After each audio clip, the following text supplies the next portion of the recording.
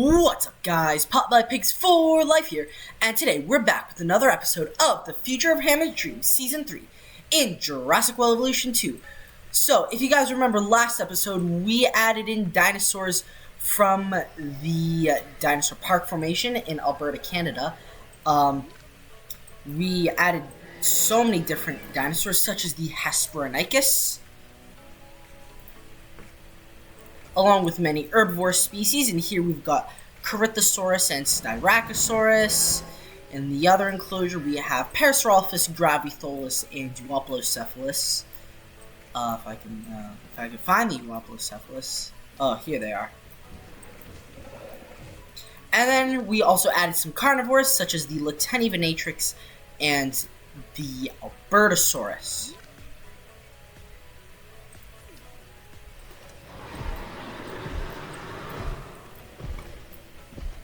So now, as you can see, I didn't really do too much off camera. In fact, I barely did anything at all off camera. But the plan for this episode is we're going to finish the park. So I've had a couple ideas in mind for some stuff that I want to do. So this area is going to be the guest section. This is going to be for Alamosaurus, Ojoceratops, and Pentaceratops. And this is going to be for Bistahieversor. So now, what I was thinking of doing is, in order to break up the guest section, is I was thinking of actually making a smaller enclosure for just the Hesperonychus. Let's see, yeah, they seem to have quite a bit of room. So what I was thinking of doing is, right in the center, having like a little smaller enclosure. So now here's what I think I'm gonna do. So obviously I need to connect everything up to the path. Let's see, what path do I want to use? Man, it's been so long since I've been here. What path have I already been using? So the gray path over here. Yeah, same thing. Okay, I might as well stick to the roots and use this path. Maybe for the next park build, I will use a different path throughout the park. This leads me to one of the things I want to talk about. Also, sorry if you hear some background noise. I'm recording this in my grandparents' house, and yeah, that was their dog in the background. So one of the things that I want to talk about is the future of, well, the future of Hammond's Dream. So to start, much like other Jurassic World Evolution 2 content creators, I can see the writing on the wall for the game. So because that, my priority is I want to use every single non-hybrid species at least once. So for the next couple of Future of Hammond's Dream seasons, I want to use pretty much every single dinosaur and other prehistoric reptile that we have not yet used. And I'm going to be prioritizing those over others. If we have enough space in our parks, I will add in a couple of returning species.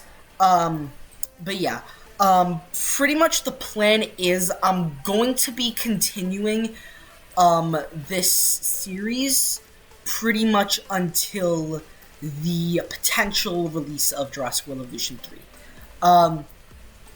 So yeah, with that out of the way, let's continue working on this path, because, well, as the great Master Ooyy says, yesterday is history, tomorrow is a mystery, but today is a gift. That's why it's called the present. So now, I'm honestly kind of thinking, should I add in a viewing platform? Yeah, let's do it. Let's add in a viewing platform. So we have to have plenty of space for amenities. That's really gonna annoy me, isn't it?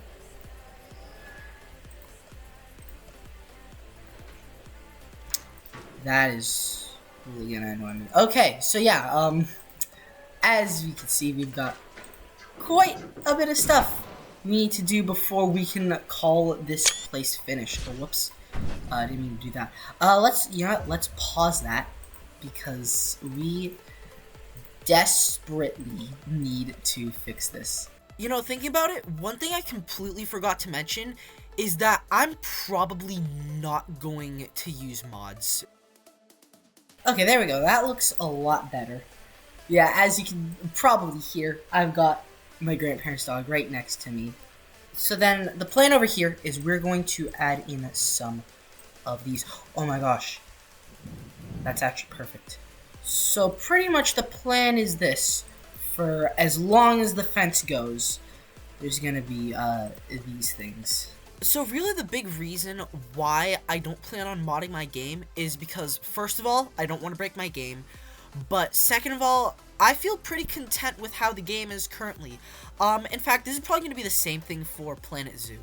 Boom. So that means there should now be, there should now be that. So, you know what? Here's what I think I'm going to do. I think what I'm going to do is, let's also add some, like, right over here, too. You know, like, not all of them. So that way, guests can look over to the Bistahieversor enclosure. Yeah, it's pretty much just gonna be, towers. Just lots and lots of towers. And yes, don't worry, I will add room for some remote viewing domes, because remote viewing domes are straight up overpowered. The one thing I did not do was add any space to put remote viewing galleries. Whoops.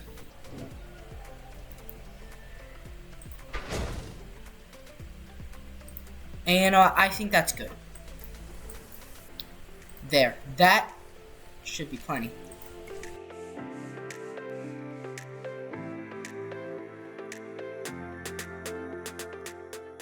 There we go. So, yeah, that's pretty much all the dinosaur viewing covered.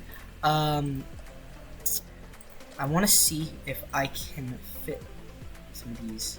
No, it's so close. Ah, darn. Okay, so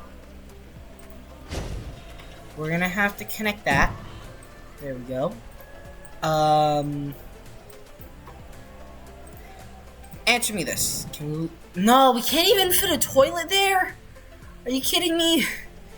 Okay, fine. So, let's anticipate the fact that this entire area is just gonna be needed for amenity coverage. So, let's start with this. Let's do food thing. Actually, no. Hang on. I know what I'm doing, I promise.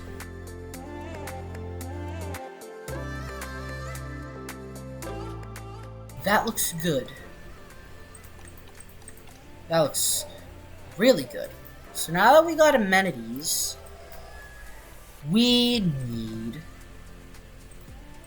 some hotels. Imagine not using thing. Imagine not using angle snap. I'm kidding. I know plenty of people who don't use angle snap that builds far better parks than I do. And then one thing I want to do is I want to add in some path. That is flawless. Flawless, I tell you.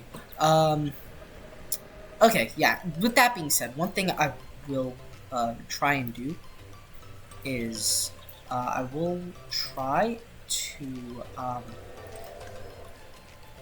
use... Where is it? No. Found it!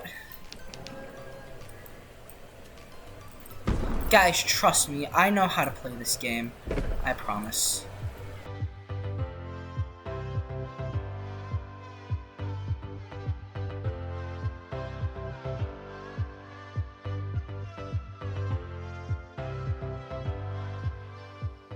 Nice. Love that. Okay. I'll probably do the same here. Can I fit a toilet there? Yes. Love that. Then what I think I'll do here, fill that in, so that way right over here we can put a nice little fountain. Perfect. Love that. I'm thinking, because I have a feeling that eventually this area is gonna need amenities, let's just stick some more amenities like throughout this area over here, just wrong button, just to be safe. And then also I think it would be a good idea to have some hotels, like not just the like safari lodges, but like actual like hotels. And then also we need to have enough room for the Hesperonychus enclosure. So now for the Hesperonychus enclosure, what I'm thinking of doing is I'm going to make the path a little bit thicker. I'm going to add in some more path in like that area. Also, let's figure out what I want to do with this.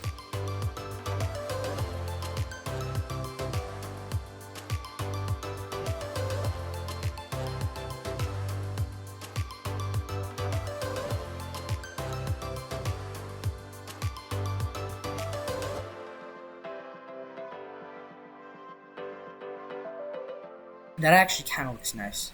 And then I'm thinking, like, rather than just making this all a concrete jungle, oh boy, Styracosaurus are fighting.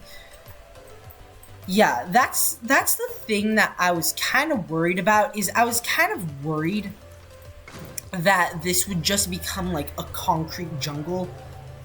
And I kind of want to break it up a little bit. So because of that, how are we for accommodations? Accommodation rating is 81%. Okay, we need more hotels.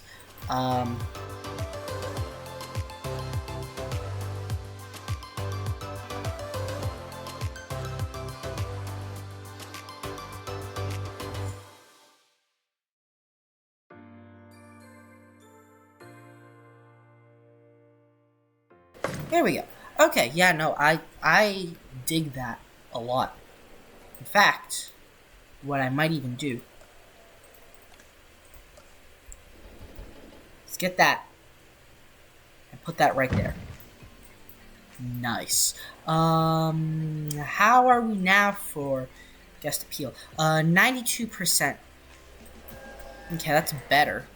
And then I'm thinking, yeah, let's do that. Because I don't really know what else to put there. So let's do that. No. Okay. That looks good. So then in between here is where I'll probably put some other path coloring. Now, how are we doing on accommodation? 96. You know what? That's probably gonna be as good as we get it. So yeah, so now all we have to do is connect it up. Okay, so once I finally connect up the hotels, I decided that the little empty spaces by the hotels where like we can't put paths, I've decided to put down some rocks, some trees, some bushes, especially the glorious fluffy bush. Yeah, no, I actually really enjoy that. We'll do the same thing over here. We'll probably do the same thing like in these like awkward little bits over here. And then the last thing that I will do before I build the new Hesperonychus enclosure is I will fill this in.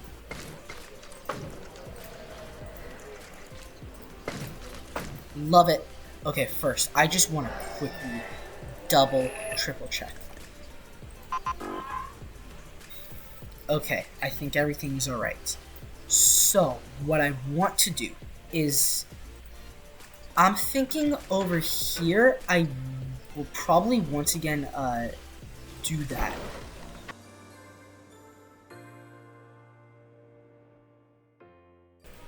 You know what? No, this will be where we put like the forest. Because I know that they need a little bit of forest, so we'll probably put the forest like. I'm not gonna go. Okay, yeah, that's a little bit far-fetched. There, that should hopefully do it with the forest, and then they need sand. So let's just fill this entire thing with sand because like that'll be easier to, see them. Yeah, that much foliage. And then from here, I'm gonna add in the short multi-wall pieces because the idea is I want guests to be able to like see them. I want guests to be able to see them over the wall. Alright guys, so as we're working on the Hesperonychus enclosure, I just wanted to quickly remind you guys that we are trying to reach 100 subscribers before the end of 2024. So if you're enjoying this video so far and you want to see some more Jurassic World Evolution 2 content, be sure to leave a like, comment down below any feedback or suggestions that you guys may have, and don't forget to subscribe to the channel. I want to quickly take a moment to thank all of you who have recently subscribed to the channel. We are currently at 91 subscribers last time I checked, so we're 9 away from our goal. So it would really mean the world to me if you were to subscribe. And I know I keep saying this, but the fact that you guys are even going out of your way to watch my videos really just means so much to me. So thank you. I really do appreciate it. Alright, I'm gonna stop talking now. I hope you guys enjoyed the rest of the time-lapse, and I'll see you once this habitat's done.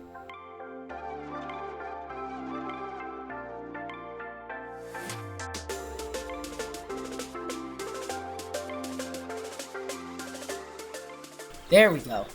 So, yeah, no, I'm really happy with how that looks. So now all we need is we just need to get these guys. And then I'm honestly thinking of putting Pachyrhinosaurus in here. So what are these guys like? Ground fiber and ground fiber. What do Pachyrhinosaurus like again? Yeah, ground fiber. Okay. Yeah, we're gonna put in Pachyrhinosaurus. I have decided. Is there anything else I could do in here? Oh, let's add some rocks. I feel would make a good like. I feel like that would be a good idea.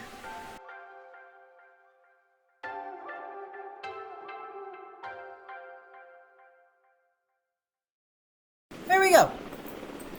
I quite like that. There, that already looks so much better. I actually really like how this looks. I'll be really honest. And then every time they go eat, the guests can see them. Now that that is pretty much done, oh yeah, let's airlift the Pachyrhinosaurus into their enclosure. So yeah, so now pretty much all we have left is this enclosure and that enclosure. Now what I think I want to do is I want to add like a little, I want to add a couple of hills. So yeah, so these guys, I believe lived in a desert environment. So because of that, I want to add in some like, mountainous terrain. Maybe we can add, more sand.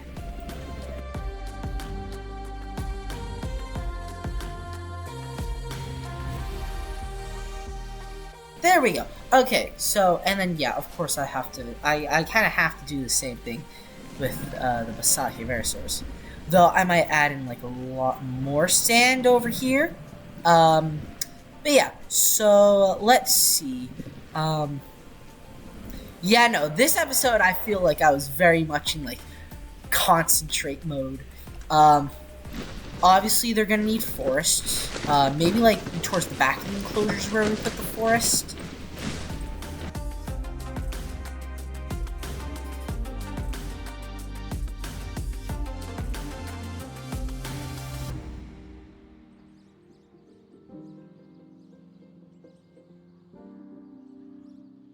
There we go. I think that looks good, because it's sort of like a hodgepodge of, like, water. Maybe I'll like do that because this is meant to be like sort of a dry, desolate area. So obviously like by here, I forget what do the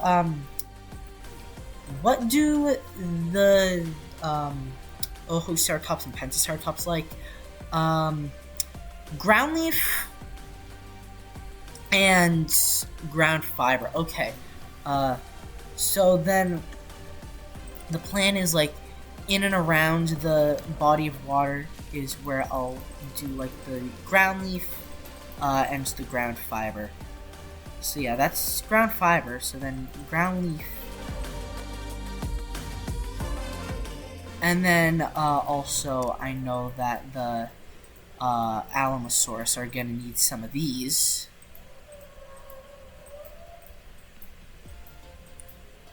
There, you know what? That actually looks pretty good. I feel like the most picky are going to be the Alamosaurus. We'll start with just 2 of those. And then let's do a batch of those. I think that's like 4. Yeah, that's 4 of those. And then, yeah, 5 of those. Okay. Depending on how much extra room we have, we might add in some more. How are these guys doing? Anyway. Oh yeah, these guys are totally fine. Man, I really love these guys. I've wanted these guys in for like, in the first game for the longest time. Alright, perfect. Let's start with the Alamosaurus, I feel. I'm just praying that they have enough room. And that they have, like, enough trees and whatnot. Oh, yeah, and, I completely forgot. We should also... The one thing I did not do was add any space to put, remote viewing galleries. Whoops. Okay, what are we gonna need for remote viewing galleries?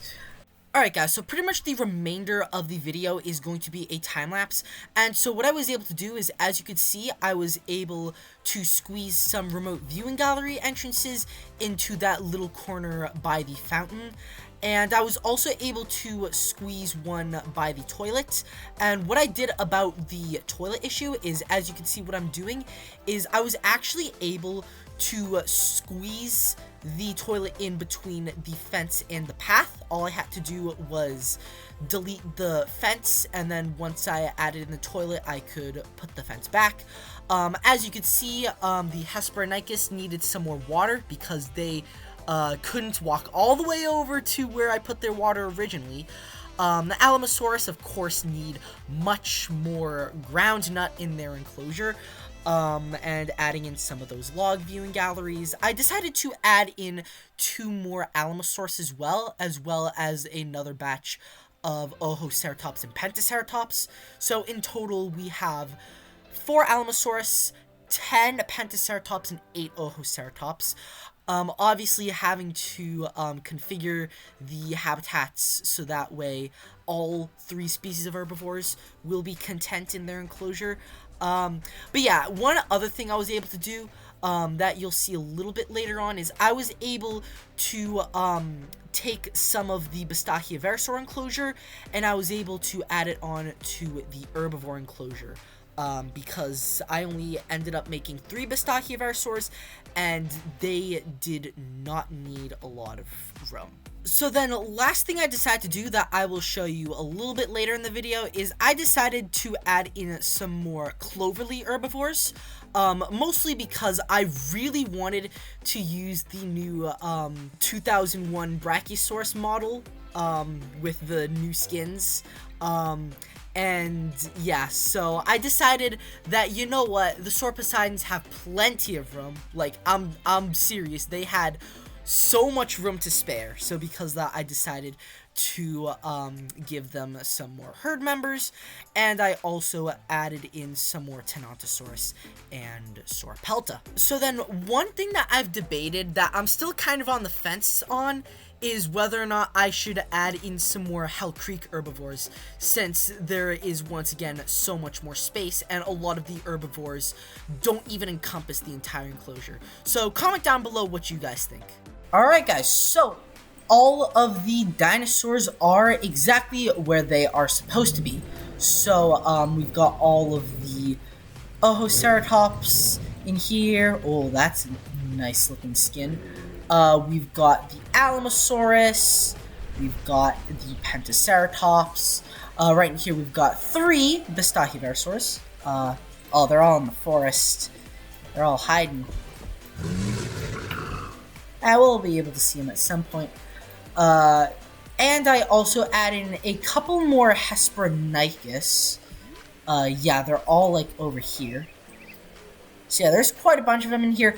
And I also added a couple more Sauropelta, Tenontosaurus, and Sauroposeidon, especially because I wanted to get some of the newer skins. And they just look absolutely phenomenal. I must say, they look awesome.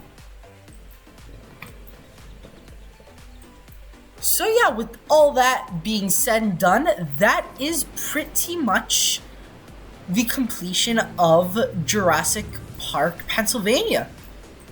So pretty much what's gonna happen is next video I make is going to be the full tour of the park. So yeah, so definitely keep an eye out for that video. But yeah, with that being said, that is pretty much going to wrap up today's video. Really hope you guys enjoyed today's video. If so, please make sure to leave a like and subscribe to see some more Planet Zoo and Jurassic World Evolution 2 content. And I'll see you guys next time. Peace out.